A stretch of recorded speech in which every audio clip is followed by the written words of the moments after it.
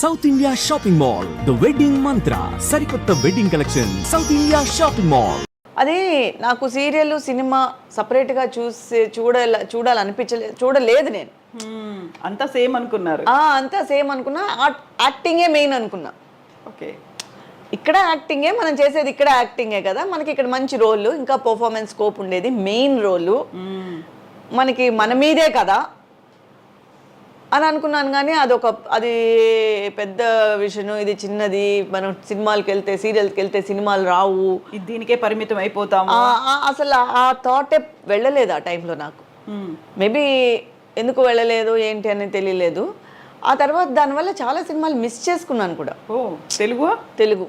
So టోటల్గా నేను మలయాళానికి వెళ్ళిపోయిన దానికి అసలు ఎన్ని సినిమాలు అడిగేవారో, అన్ని సిస్టర్ రోల్స్, అత్త రోల్స్. తర్వాత కొంచెం డెవలప్ అయిన తర్వాత చాలా ఇప్పుడు దిల్ రాజు గారి సినిమాలన్నీ ఫ్యామిలీ ఓరియంటెడ్గా వచ్చేవి కదా. సో టోటల్గా చాలా క్యారెక్టర్స్ ఇంపార్టెంట్గా ఉండేవి, చాలా ఇవి వచ్చేవి, అన్ని సినిమాలు అడిగేవారు. కానీ ఏది దేనికి చేయలేకపోయేదాన్ని.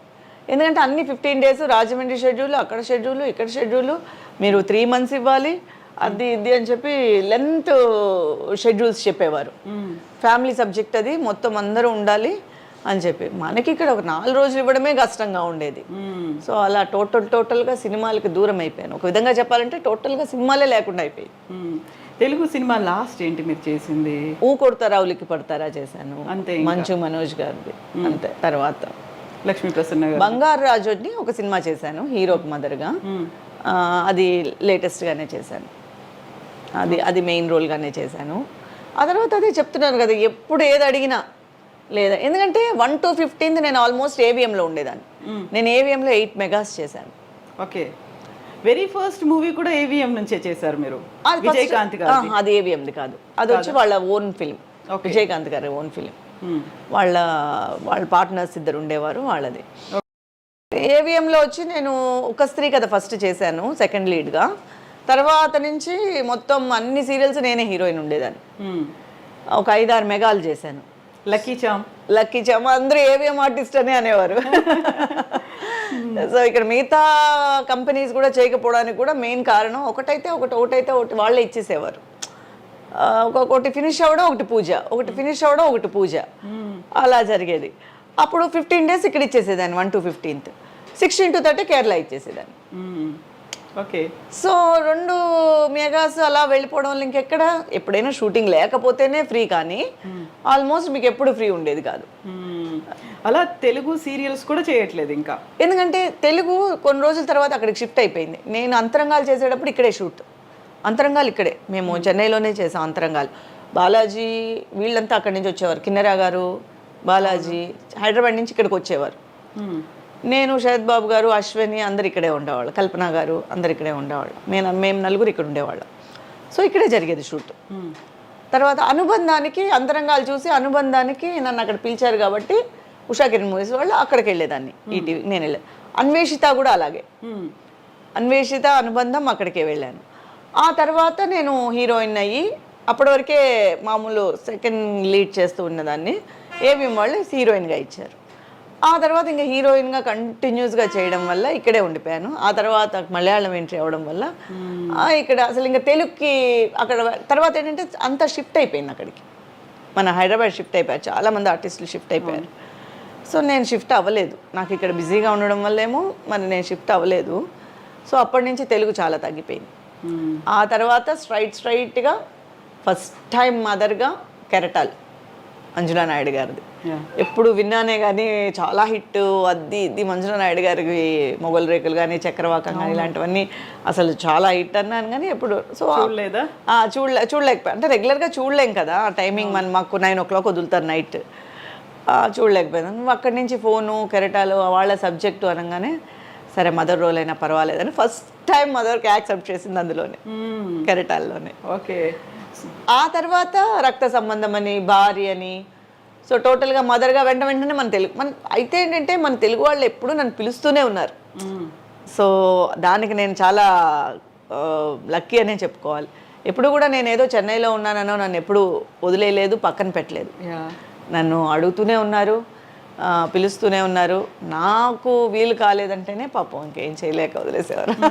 సో తెలుగు ప్రేక్షకులకి చెల్లిగా పరిచయం అయ్యారు, ఆ తర్వాత మళ్ళీ రీఎంట్రీ తల్లిగా రావడం అనేది. సో క్వైట్ కాంట్రాస్ట్ రోల్స్ అనేవి అక్కడ కనిపిస్తూ ఉంటాయి కదా. ఇంకా చెల్లిగా అయిన తర్వాత హీరోయిన్గా చేశాను. జానకి నా ఫస్ట్ సీరియల్ జెమినీలో జానకి అని. అదే ఫస్ట్ ఏవిఎం వాళ్ళు ఇచ్చింది నాకు సీరియల్. ఓకే. తెలుగు సీరియలే ఇచ్చారు ఫస్ట్ నాకు. తర్వాత తమిళ్కి తర్వాత సేమ్ జానకి రీమేక్ చేశారు తమిళ్లో. నన్ను నేనే చేశాను. ఆ తర్వాత ఒక 4 మెగాలు వచ్చి తమిళ్లో చేశాను. సో ఫస్ట్ సీరియల్ నేను హీరోయిన్గా తెలుగే, జానకి అని జెమినీలో వచ్చింది. సో ఒక ట్రెడిషనల్ ఆర్థోడాక్స్ ఫ్యామిలీ నుంచి వచ్చిన తర్వాత సినిమాలు అంటే ఫస్ట్ వచ్చినటువంటి రియాక్షన్ ఏంటి అసలు? ఫస్ట్ అందరికీ చాలా మందికి మా వాళ్ళకి నచ్చలేదు.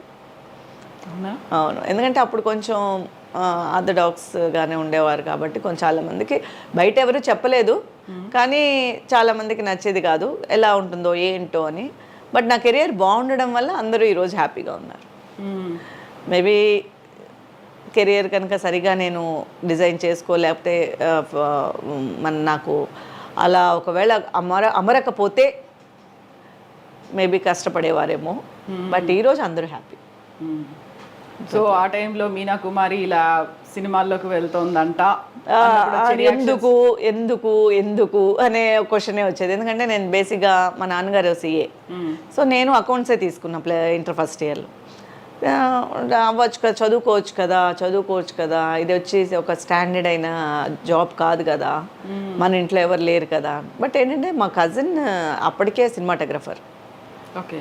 సో తను అప్పటికే ఫిల్మ్ స్టార్ట్ చేసి జీన్స్ తనే చేసింది, సెకండ్ కెమెరా మొత్తం అశోక్ కుమార్ గారితో. సో జీన్స్ తను మొత్తం అన్ని దేశాలు చూసి వచ్చేసింది ఫస్ట్ సినిమాకే. సో అశోక్ కుమార్ గారు, సుహాసిని గారు ఆయన శిష్యురాలే, విజయలక్ష్మి బిఆర్ విజయలక్ష్మి ఆయన శిష్యురాలే, విజయశ్రీ గారు కూడా ఆయన శిష్యురాలే. సో తను ఉండే దానివల్ల కొంచెం ధైర్యం ఉండేది. అంటే మనం ఏం తెలియకుండా అడుగు పెట్టలేదు కదా. సో మన వరకు మనమై వెళ్ళి మనమై అడిగి మనమై అవకాశాల కోసం ఎదురు చూడలేదు. సో తనని అడగడము, తను ట్రై చేసిందంటే తను అంటే చేస్తుంది అని చెప్పిన తర్వాత అదే చెప్తాం కదా, హీరోయినే అని ఉంటే ఒకవేళ ఏమైనా నేను చాలా కష్టపడాల్సి ఉండిందేమో, అవకాశాల కోసం నేను వెతుక్కోవాలని, హీరోయినే చేస్తానని ఒకవేళ రూల్స్ ఏమైనా పెట్టుకొని ఉంటే మేబీ కష్టపడాల్సి ఉండొచ్చేమో. నేను ఆ రూల్స్ పెట్టుకోలేదు కాబట్టి నాకు హ్యాపీగా ఇలా జరిగిపోయింది. కజిన్ ఏమో తెర వెనుక ఉంటారు, క్రూ మెంబర్గా ఉంటారు, బట్ మీరు మాత్రం. కానీ మేమిద్దరం కలిసి ఒక 2 సినిమాలే చేసాం. తను కెమెరామెన్గా చేసిన 2 సినిమాలకు మాత్రమే నేను వర్క్ చేశాను అనమాట. నేను దాంట్లో చేశాను, మిగతా అంతా తను మామూలుగా మాట్లాడడం వరకే. అండ్ సినిమాలో చేసి వచ్చినటువంటి అమ్మాయి పెళ్ళి అంటే ఆలోచిస్తారు అనేది ఉంటుంది కదా.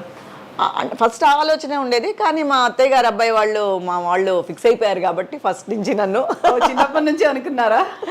అందుకని ఆ ప్రాబ్లం నేను ఫేస్ చేయలేదు. ముందే చిన్నప్పుడే డిసైడ్ అయిపోయింది. వాళ్ళు డిసైడ్ అయిపోయారు. ఓకే. మీకు ఆప్షన్ లేకుండా చేశారా? నాకు అసలు ఏ ఆప్షన్ ఇవ్వలేదు. సో నేను మొత్తం నా కెరియర్ మీద నేను కాన్సన్ట్రేట్ చేసుకున్నాను. సో పర్సనల్గా ఇలాంటి విషయాల మీద నేను ఎప్పుడు కాన్సన్ట్రేట్ చేయలేదు. అన్నీ నా ప్రమేయం లేకనే అన్నీ అయిపోయాయి. కాకుండా అప్పటికే మీరు ఈ గ్లామర్ ప్రపంచంలోకి వచ్చేసారు, ఎవరెవరు ఏంటి అనేది తెలుసు, ప్రతి ఒక్కటి తెలిసిన తర్వాత. అంతకుముందే నేను వాళ్ళకి ఒక కోడల కింద ఫిక్స్ అయిపోయాను కాబట్టి వాళ్ళలో ఒక మనిషి అయిపోయాను నేను. అవునా? యూజువల్ గా ఇక్కడికి బయటకు వచ్చి ఈ ప్రపంచాన్ని చూసిన తర్వాత లేదు సంబంధం కుదిరిచాము ఇలాగే చేసుకోవాలి. నేను చాలా మంచి కిడ్ యాక్చువల్గా. అమ్మ నాన్న చెప్పిన మాట పెద్దవాళ్ళు చెప్పింది యాజ్ వింటాను నేను. ఫస్ట్ నుంచి నాకు అది అలవాటు ఉంది. సో వాళ్ళు ఏం చెప్తే నా లైఫ్లో అలా జరిగిపోయింది.